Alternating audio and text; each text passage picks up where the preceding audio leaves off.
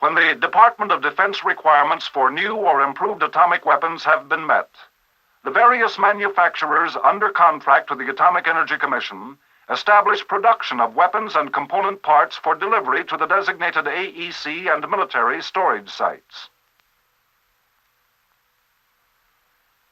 Their arrival at one of the storage areas is not, however, the end of responsibility for either the AEC or the armed forces, but rather a continuation of the coordinated teamwork and concerted effort that made the testing, development, and production of war reserve weapons possible. The stateside sites or physical facilities where the weapons are stored may be under the operational control of the Field Command of the Defense Atomic Support Agency, as in the case of our national stockpile sites, or in operational storage sites operated by the logistic agencies of the Air Force, Army, or the Navy, and commanded by these services.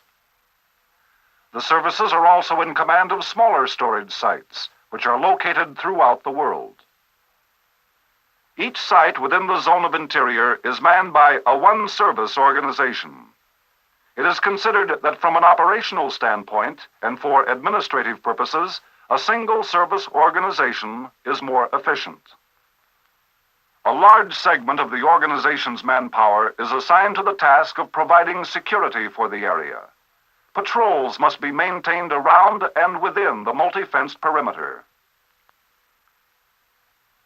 The Atomic Weapons Organization's highly trained technicians are charged with the important mission of inspection, maintenance, assembly, test, and modernization of weapons stored at the sites. These men, who ensure that our atomic weapons are ready if and when needed, attend specialized training schools. All of the services conduct training in phases of the atomic weapons program of particular interest to that service.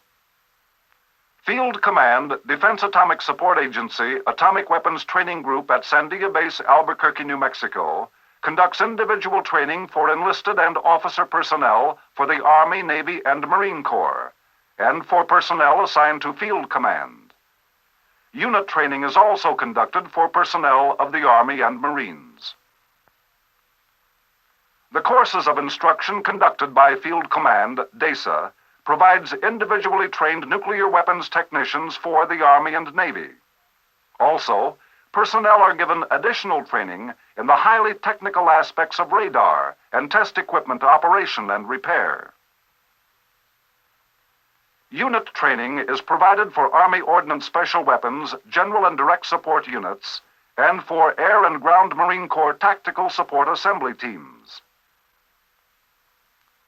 Air Force personnel receive all phases of weapons training at Lowry Air Force Base, Denver, Colorado, similar to that received by the other services at Sandia. Whatever their ultimate assignment in support operations, it will be trained atomic weapons personnel like these that will conduct the final preparation of our atomic weapons for their delivery on target.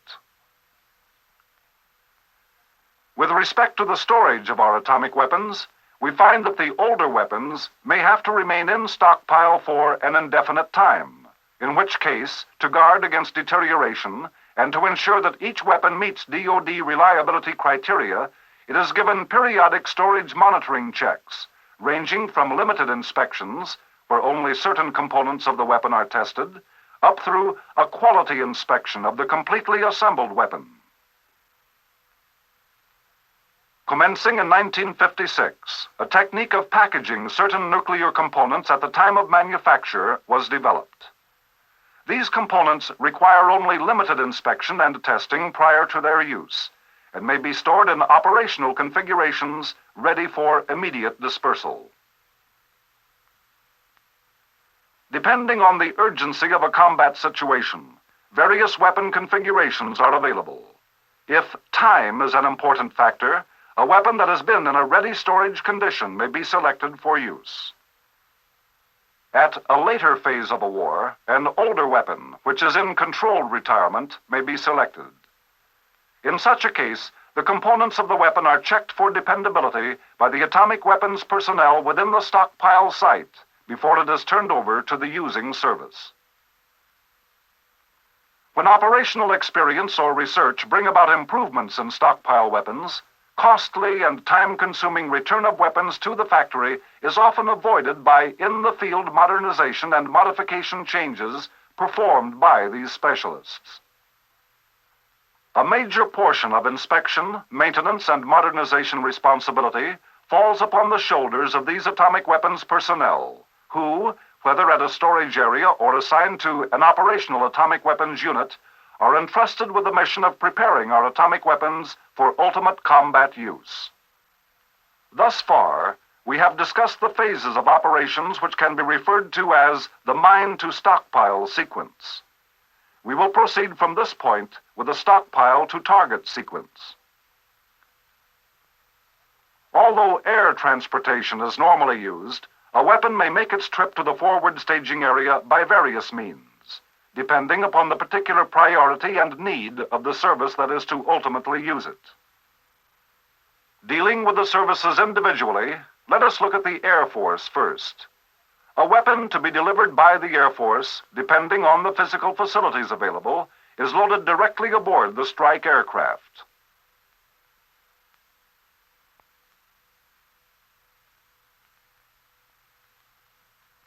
A final inspection team can make the desired fuse settings and quickly run a functional test on the other components.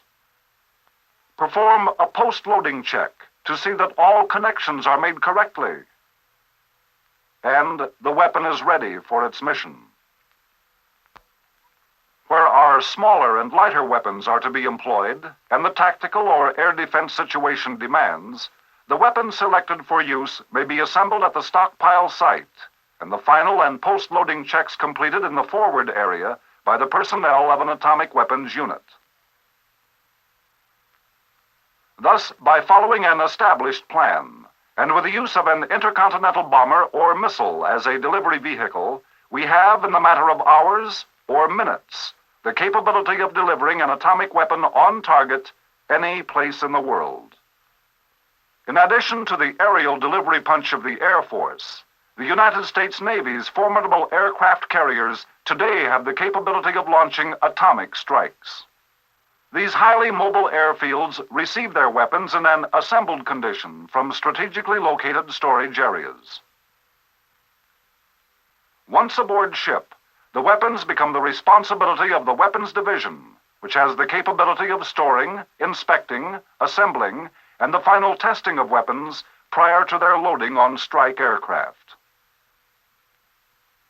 These units, whether they be Navy or Marine Corps, who may support both shipboard or shore-based Marine squadrons, keep their personnel in top efficiency by continual training and proficiency checks. In addition to its carrier-based delivery capability against land, air, sea, and undersea targets, the Navy also has a submarine and surface-launched guided missile capability. With respect to the Army, and to complete the overall picture of Department of Defense capabilities, Army Ordnance Atomic Weapons General and Direct Support units have been provided to ensure efficient support in the stockpile-to-target sequence for atomic artillery shells, guided missiles, ballistic rockets, and atomic demolition munitions. The supply of Army-fired atomic weapons from the ZI to the using units is a function of specially trained ordnance units. The ordnance units may issue atomic weapons and nuclear components to artillery units at designated ammunition supply points. These units may be depots for storage of relatively large numbers of weapons for an entire theater, or they may be support units maintaining ammunition supply points in support of field armies and corps, or they may be small teams for limited or special applications. The nuclear components, projectiles, and warheads may also be with the firing units, such as Nike Hercules air defense batteries in the ZI and abroad, or various other artillery missile and rocket batteries. In these cases, ordnance maintenance teams will provide support. To sum up briefly, it might be said that the Defense Atomic Support Agency and the services train the skilled technicians who then join service or DESA organizations to prepare our atomic weapons from stockpile through the various and sometimes complex operations of making them completely ready for the day when presidential decree may send them against an enemy by Army and Marine artillery units, aircraft carrier strike,